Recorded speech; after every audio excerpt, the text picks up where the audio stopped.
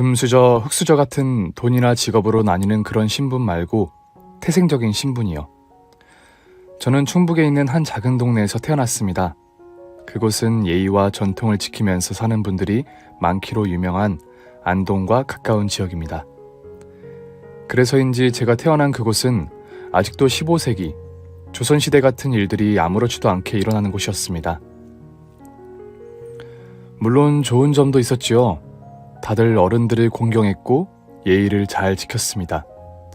이를테면 버스에 나이든 분이 올라타면 앉아있던 모두가 일어나서 자리를 양보했고, 조금이라도 무거워 보이는 짐을 들고 가시는 어르신이 있으면 누구나 당연하게 나서서 그 짐을 들어드리는 그런 곳이었습니다.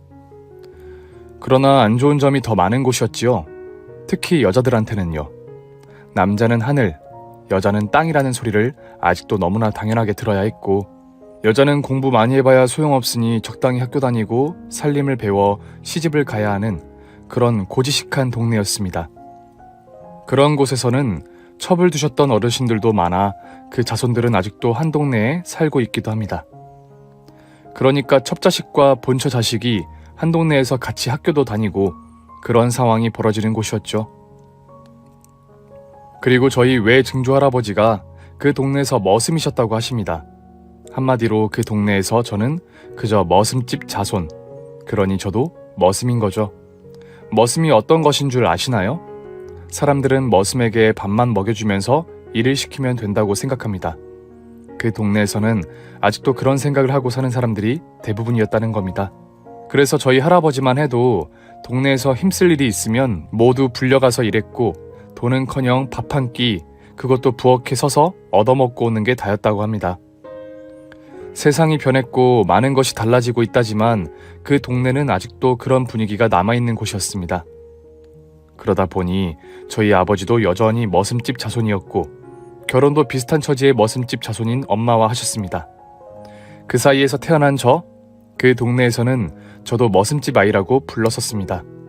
그렇게 남의 집 일을 열심히 한 부지런한 유전자가 남아있는 탓인지 저희 가족들은 대대로 부지런하고 일손이 빠른 편입니다. 특히 여자들의 요리 솜씨는 이른바 손맛이 있는 타고난 것들이 있었죠. 그래서 제 친정엄마는 혼자가 되신 후에도 그 솜씨를 발휘해서 음식을 만드는 일을 하셨습니다. 그 근방에서 가장 큰 예식장의 식당부에서 일을 하셨거든요.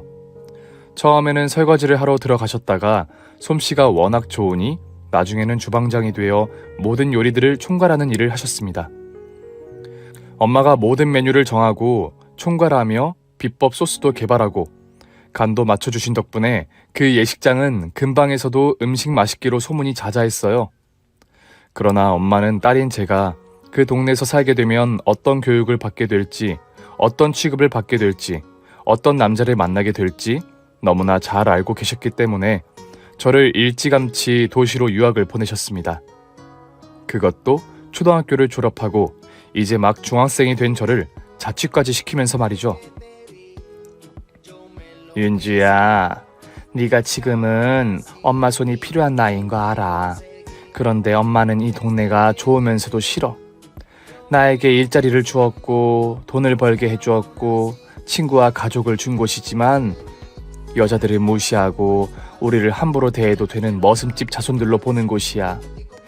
네가 이곳에서 지내는 게 익숙해지면 너도 남들의 그런 시선을 너무나 당연하게 생각하게 될까봐 엄마는 그게 너무 무서워. 그러니까 윤주야, 너는 이곳을 떠나서 더 멋지게 살아. 다행인지 혼자 사는데 어려움은 없었습니다. 그 동네에서 배운 게 살림이었거든요. 저는 초등학교에 들어가기도 전부터 남자인 아빠나 오빠 대신 부엌에 들어가서 밥을 차렸고 간단한 음식도 했고 빨래나 청소도 했었습니다. 그러니 오히려 제 한 몸 챙기면서 사는 거 일도 아니었죠. 그리고 그 동네를 떠나 큰 도시에서 만난 친구들을 보니 제가 알던 세상과 너무나 다른 세상을 경험하게 되었습니다. 아, 이래서 엄마가 나를 이렇게 일찍 무리해서 떠나보냈구나.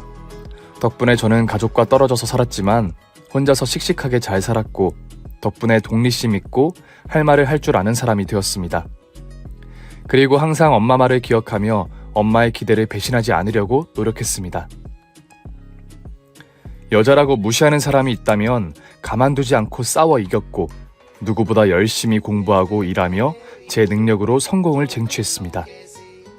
그렇게 저는 열심히 노력해서 중학교를 졸업하고 고등학교를 졸업하고 대학교를 졸업하고 직장에 들어가고 그러면서 연애도 하고 결혼하고 싶은 남자도 만났습니다. 그래서 저는 제가 달라졌다고 생각했습니다. 이제 머슴이 자손이 아니라고 생각했지요. 잘 배우고 일 잘하는 능력 있는 여자로 봐줄 것이라고요. 사람들이 저를 그저 저 자신으로 봐줄 거라고 생각했었습니다. 그러나 그건 제 착각이었습니다. 결혼식에 참석했던 동네 아저씨가 술에 취해서 한 소리가 문제였습니다. 야, 이거 뭐 주방 식모년 딸이 출세했어? 서울서 결혼도 하고 말이야, 어? 겉멋만 들어서 말이야. 양반인 내 딸도 조신하게 동네에서 결혼하는데 이건 뭐 반성의 법도가 어디 간 거야? 세상이 어떻게 되려고 말세야 말세. 드레스라고 입은 꼬라지를 봐. 아주 등짝이 훤해서는 그냥 아주 벗고 다니지 저것도 옷이라고. 이래서 집안을 봐야 하는데 천것이 이래서 천것이지. 머슴 집안이 별 수 있나? 어? 음식도 이게 뭐야? 음식이나 먹을 만하겠지. 애미 식무로 있는 결혼식장에서나 할 것이지. 에이! 아주 기분 잡치네 잡쳐. 동네에서도 말 함부로 하기로 유명한 아저씨였습니다. 술까지 취하니 평소처럼 주정을 하기 시작했고 주변에서 말리기도 전에 그 소란을 남편 쪽 친척들이 들었고 결국 그 말은 시부모님에게까지 들어가고 말았죠. 시대가 변했는데 아직도 저런 소리를 하다니. 너희 어머님도 속상한 일이 많으셨겠구나. 안사돈이 왜 어린 너를 일찍 서울로 보냈는지 알겠어. 안사돈도 마음고생이 많으시겠는데 네가 앞으로 더 잘해드리려무나. 다행히 점잖은 시아버님은 그 상황에서 오히려 저를 위로해 주셨습니다. 그러나 시어머니는 전혀 아니셨죠. 결혼식 당일 시어머니는 말 그대로 알아누우셨습니다. 아이고야 내가 이런 망신을 당하게 될 줄이야. 상놈의 자식이라니, 식모 딸년이라니. 내가 전생에 무슨 죄를 지었다고 이런 못 볼 거를 보나. 내가 속았어. 결혼 전이면 못하게 할 거 알고 이런 천인 공노할 일을 결혼식 날까지 꽁꽁 숨긴 저 음흉한 년, 저 속식하면 년. 내가 저런 거랑 앞으로 가족이라고 살아야 하다니. 아이고 나는 못 살겠네. 창피하고 억울해서 정말 딱 죽고 싶네. 저희 집안이 사람을 죽였나요? 아니면 제가 나이, 직업, 학벌을 속였나요? 도대체 무슨 말도 안 되는 이유로 결혼한 첫날 신부를 무릎 꿇고 빌게 만드셨는지 지금 생각하면 정말 어이가 없는 시어머니였습니다. 그런데 그땐 저도 그 상황이 당황스럽기도 했고 어쨌거나 저희 집에서 부른 하객 때문에 결혼식이 소란스러워졌던 것은 맞으니 잘못했다고 말씀을 드렸습니다. 그렇게 일주일을 꼬박 알아두어서 저희 신혼여행까지 못 가게 한 시어머니는 이미 벌어진 일 어쩌겠니? 내가 크고 너그러운 마음으로 용서해 줄 테니까 너도 앞으로 네 주제 알고 내가 시키는 거 있으면 찍소리하지 말고 시키는 대로 해라. 내가 정말 어쩌다 천한 식모랑 사돈이 됐지만 어쩌겠냐. 마음 넓은 내가 참고 넘겨야지. 그런데 어머님, 저희 엄마 식모 아니세요. 결혼식장 식당에서 주방으로 계세요. 음식 솜씨가 워낙 좋으셔서 다른 결혼식장에서도 스카우트 제의가 많이 들어왔는데 그래도 오래 일하신 곳이라고 계속 계시는 거세요. 그러나 그 이야기에 저희 시어머니는 픽 웃으시더군요. 얘는 무슨 호텔도 아니고 주방장은 주방장이니.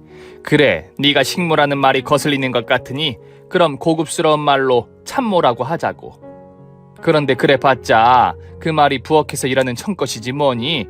하여튼 이래서 청것들은. 어쨌거나 이미 엎질러진 물이라 나도 포기한다지 않니. 그나마 너도 그 핏줄이면 다행히 음식 솜씨는 있겠구나. 내 아들 밥 잘 챙겨라. 그거라도 제대로 해야 네가 시집 온 이유가 있겠지. 아주 큰 인심이라도 쓰는 듯한 시어머니의 말에 어이가 없었지만 저는 사회생활을 오래 해봤기 때문에 진상에게는 무시가 답이라는 생각을 가지고 있었습니다. 그래서 저는 시어머니의 헛소리를 무시하는 것으로 결정했습니다. 그 후로도 시어머니는 가끔 저를 실수인 척 식모딸이라고 부르며 비꼬는 일이 많으셨지만 말 그대로 농담으로 들을 수 있을 수준이었습니다. 물론 그렇게 말할 때마다 저는 발끈해서 정정했고 진심은 아니었겠지만 사과를 듣기도 했습니다. 그러던 어느 날 어머님은 회사에서 일하고 있는 저에게 넘어져서 크게 다쳤다며 집으로 부르셨습니다. 놀란 저는 허겁지겁 시댁으로 뛰어갔지만 시댁에 도착해보니 다치셨다는 시어머니는 멀쩡하셨고 오히려 집안 꼴이 엉망이었습니다. 네 결혼식 날 바쁜 걸음했던 내 친구들이 그 망신당하는 모습을 봤으니 너도 사과를 해야 할 거 아니니? 네가 배운 집 자식이면 그런 정도는 알아서 먼저 말하고 했을 텐데 배운 게 없으니 입이나 딱 다물고 있고 어쩌겠냐? 내가 가르쳐야 하는 입장이니 대신 불렀다. 그런데 손님을 부르고 나니까 집이 개판이잖아. 너 때문에 부르는 손님인데 네가 치워야지. 얼른 집 치우고 재료는 사다 놨으니까 음식도 해라. 얼른 안 움직이고 뭐하냐? 식모인 네 엄마한테 배운 거 있을 거 아니야? 놀라서 뛰어온 저는 그 상황이 너무나 어이가 없었습니다. 어머님, 지금 저한테 거짓말 하셨던 거세요? 저 진짜 중요한 미팅 앞두고 있었는데 어머님 다치셨다고 해서 놀라서 뛰어온 거예요. 안 그래도 결혼 준비로 일이 밀려서 매일 밤 야근 중이에요. 그런데 기껏 청소나 음식 때문에 저를 거짓말까지 해서 불러내셨다는 거세요? 저는 너무나 화가 나서 따졌지만 시어머니는 눈 하나 깜짝 안 하셨습니다. 너 내가 뭐라고 했어? 건방지게 굴 생각하지 말고 죽으라고 하면 죽는 신용이라도 해야 한다고 했지. 청껏을 받아줬으면 주제를 알고 알아서 기어야지. 어디서 고개를 빳빳이 들고 따지고 들어? 다른 사람도 아니고 내 친구들이라잖아. 그럼 그런 손님 먹을 음식을 차리게 됐다고 영광이라고 생각하지는 못할 망정 회의? 회사? 회사도 생각이 있으면 너 같은 머슴 집안, 식모 집안 자식한테 중요한 일 맡기겠냐? 어차피 누구나 할 수 있는 심부름이나 하고 있을 거면서 그게 시애미 말보다 중요하다는 거야? 시어머니는 당장이라도 제 머리채를 잡으려는 듯 눈을 한껏 부라리며 손을 치켜들었습니다. 그리고 그 순간 현관문이 열리면서 저희 남편이 뛰어들어왔습니다. 엄마! 엄마 어딨어? 엄마 괜찮아요? 얼마나 다친 거예요? 어떻게 다치신 거세요? 그런데 이렇게 서 계셔도 괜찮으신 거세요? 시어머니가 다치셨다는 소리에 놀란 제가 남편에게도 연락을 했었는데 상황이 너무 황당하니 저도 그 사실을 깜빡 잊고 있었습니다. 말 그대로 혼비백산을 하며 신랑을 보더니 시어머님도 놀라시더군요. 아니, 넌 왜 이를 이렇게 키우니? 정말 식모딸이라 그런가 눈치가 없어 눈치가.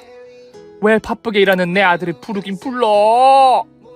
오히려 당황한 건 남편이었습니다. 엄마가 아프면 아들을 불러야지 왜 며느리를 불러? 아무리 바빠도 엄마가 아픈데 아들이 모르면 되겠어요? 이러지 말고 저한테 업히세요. 아니면 앰뷸런스를 부를까요? 누워있으면 된다니까. 정말요? 정말 그래도 되겠어요? 허리 그게 한번 고생시키면 계속 고생시킨다는데 그래도 병원에 가보지 정말 안 가봐도 되겠어요? 그래요? 그럼 엄마는 얼른 들어가서 좀 쉬고 계세요. 그런데 집은 왜 이렇게 엉망이에요? 집이 이러니 다치죠. 빨래를 이렇게 쌓아놓으면 걸려 넘어지시죠. 이건 설거지할 그릇들이에요? 이건 왜 다 꺼내놓으신 거예요? 커튼은 왜 뜯어놓은 건데요? 빨 거예요? 세상에 할 일이 산더미네. 여보, 당신은 회의 준비하다가 나왔다고 했지? 다행히 엄마 괜찮으시다고 하시니까 당신은 얼른 회사 들어가 봐. 나는 여기 정리랑 청소 좀 할게. 회사에서 일하던 며느리를 불러서 일을 시키려고 할 때는 아무렇지도 않던 시어머니는 그 일을 아들이 하게 생기자 갑자기 벌떡 일어나시더군요. 아니, 네가 무슨 집안일을 해? 아니, 거길 왜? 네가 왜 부엌에 들어가? 내가 널 어떻게 키웠는데 기껏 식모딸 대신 부엌에 들어가? 네가 뭘 할 줄 안다고? 당장 나와! 그럼에도 남편이 부엌에서 나올 생각이 없자 시어머니는 갑자기 허리가 멀쩡하게 다 나으셨다면서 쌩쌩해진 모습으로 부엌으로 들어가시더라고요. 그렇게 시어머니가 저를 구박하려는 상황에서도 남편은 항상 제 편이었었고 시아버지는 점잖은 분이셨기 때문에 종종 불쾌하신 상황에서도 일이 커지지는 않았습니다. 그래서 저는 방심하고 말았습니다. 그랬으면 안 되는 것이었는데 말이에요. 문제가 생기기 시작한 건 동서가 시집을 오면서부터였습니다. 저를 볼 때면 인상부터 쓰시던 어머님이 동서에게는 봄바람같이 다정하기만 하셨습니다.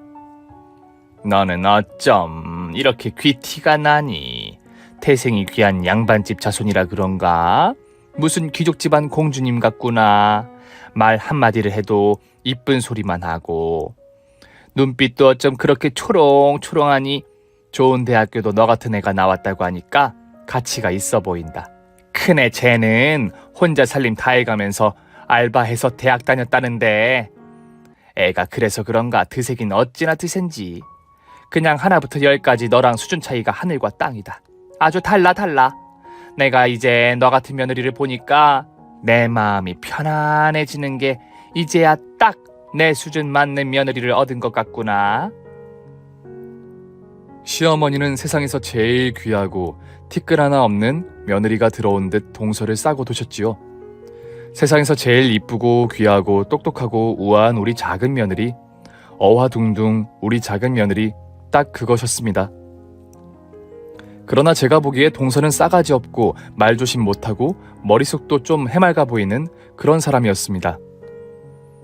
어머, 형님, 세상에 형님 식모 딸이라면서요? 아니, 식모가 아니라 뭐라고 하셨지? 아, 고급스럽게 참모 딸이라면서요? 세상에, 나는 먹는 건 맛있는 게 좋은데 그렇게 요리가 안 되더라고요. 아무래도 제가 손가락 하나 까딱 안 하고 안방에만 앉아있던 양반 자손이라 그런가 봐요. 뭐 덕분에 우리는 일을 딱 나누면 되겠어요? 형님은 맛있는 음식 만들고 저는 맛있는 음식을 먹고, 어머, 형님하고 저는 완벽한 분업이 되겠어요. 정말 어찌나 쥐어 패고 싶은 동서의 등장이었지요. 그런데 식모랑 참모랑 뭐가 틀려요? 아, 참모는 음식만 하고 식모는 딴 것도 다 해요? 에이, 그럼 식모가 더 좋은 거 아니에요? 형님, 엄마한테 참모 말고 식모 하시라고 해요. 그럼 요리 말고 청소나 빨래 같은 것도 잘하고 좋으실 거 아니에요. 그러면 시댁이나 우리 집 청소나 빨래도 형님이 해주시고 너무 좋을 것 같은데요? 안 그래요, 어머님? 그러면서 자기 말이 그렇게 재미있는지 깔깔깔 웃더라고요. 그래, 동서 엄마는 손가락 까딱 안 하고 안방에만 있으면 백수야? 그 유명한 방구석 백수? 아, 그 백수 출신이야?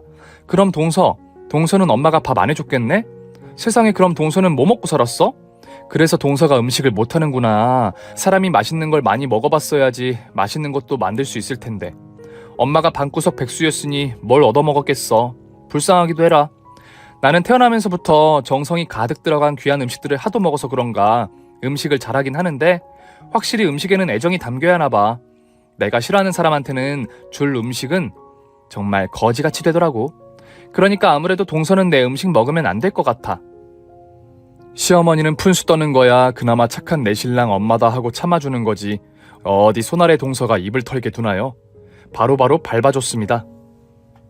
아이고, 누가 천한자손 아니랄까봐 드세긴. 작은아가 귀한 집 자손인 네가 너그럽게 넘어가야지 어쩌겠니. 귀한 집에서 태어나 곱게만 자란 네가 저런 상스러운 애를 상대할 일이 어디 있었겠니. 네가 참 욕본다. 그러면서 시어머니는 정말 안타까운 듯 동서의 손을 꼭 잡으시더군요. 어찌나 어이가 없는지요. 그렇습니다. 동서는 그놈의 양반집에서 태어난 외동딸이었습니다. 부잣집 딸답게 미술을 전공해서 프리랜서 패션 디자이너라는데 직접 만든 옷을 본 적이 없으니 진짜 디자이너인지 아닌지는 알 길이 없었지요. 그저 시어머님이 우리 작은 애는 이 조그맣고 귀한 손으로 어떻게 힘들게 그림을 그리는지 모르겠네. 이렇게 귀한 애니까 우리 작은 아들처럼 착실하고 성실한 애를 골랐겠지. 역시 귀한 사람 눈에는 귀한 사람이 눈에 들어오는 거야. 안 그러니? 항상 사업 구상한다며 언젠가는 한탕을 외치는 시동생이 뭐 그리 성실하고 착실하다는 건지 미스테리했지만 뭐 제할 바 아니었지요. 그렇게 동서가 결혼하고 첫 명절이 되었습니다. 평소에 시어머니와 둘이서 하던 차례 준비를 이제는 동서도 함께 하게 되었지요. 워낙 곱게 자랐다고 강조하는 동선이 음식을 잘할 거라는 생각은 안 했지만 그래도 심부름이라도 해주면 훨씬 편할 것이라고는 생각했습니다. 그러나 아이고야, 이게 무슨 일이냐?